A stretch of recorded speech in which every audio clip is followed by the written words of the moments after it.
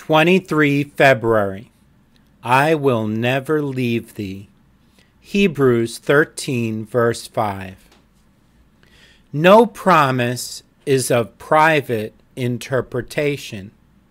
Whatever God has said to any one saint, he has said to all.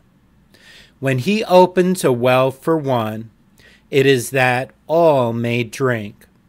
When he openeth a granary door to give out food, there may be someone starving man who is the occasion of its being opened. But all hungry saints may come and feed too. Whether he gave the word to Abraham or to Moses matters not. O believer, he has given it to thee as one of the covenanted seed.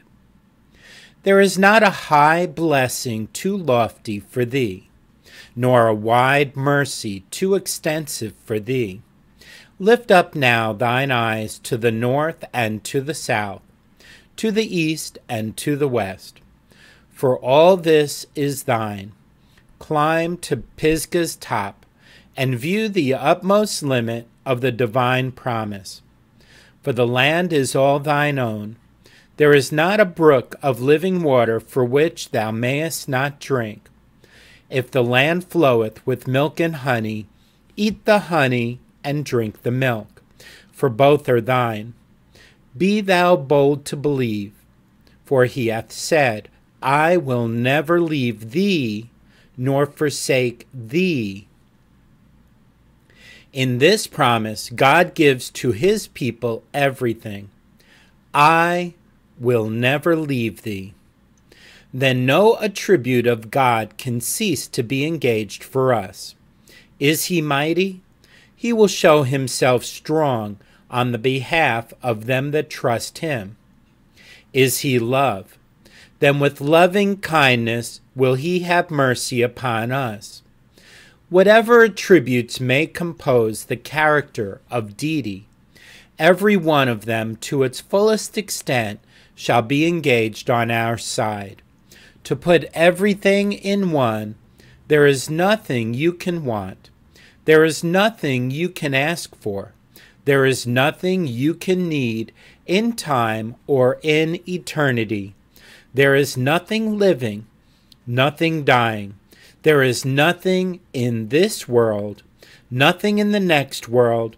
There is nothing now, nothing at the resurrection morning, nothing in heaven which is not contained in this text. I will never leave thee, nor forsake thee. February 23rd. Philip findeth Nathanael, and saith unto him, We have found him, of whom Moses in the law and the prophets did write. Come and see. John chapter 1, verses 45 and 46. The next thing to knowing that we have found him is to find someone else and say, Come and see. By Francis Ridley Havergal. February 23rd. The pilgrim they laid in a large upper chamber, whose window opened toward the sun rising. The name of the chamber was Peace. Evening, February 23rd. Take up the cross and follow me. Mark chapter 10, verse 21. You have not the making of your own cross. Although unbelief is a master carpenter at cross making, neither are you permitted to choose your own cross.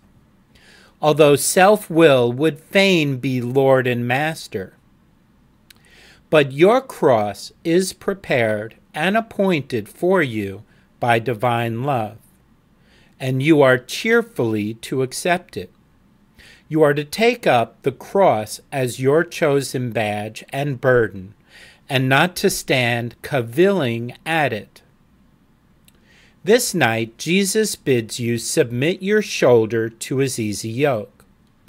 Do not kick at it in petulance, or trample on it in vainglory, or fall under it in despair, or run away from it in fear, but take it up like a true follower of Jesus. Jesus was a cross-bearer. He leads the way in the path of sorrow. Surely you could not desire a better guide. And if he carries a cross, what nobler burden would you desire? The Via Crucis is the way of safety. Fear not to tread its thorny paths. Beloved, the cross is not made of feathers or lined with velvet. It is heavy and galling to disobedient shoulders. But it is not an iron cross, though your fears have painted it with iron colors. It is a wooden cross, and a man can carry it, for the man of sorrows tried the load. Take up your cross, and by the power of the Spirit of God, you will soon be so in love with it that, like Moses, you would not exchange the reproach of Christ for all the treasures of Egypt. Remember that Jesus carried it, and it will smell sweetly. Remember that it will soon be followed by the crown, and the thought of the coming weight of glory will greatly lighten the present heaviness of trouble.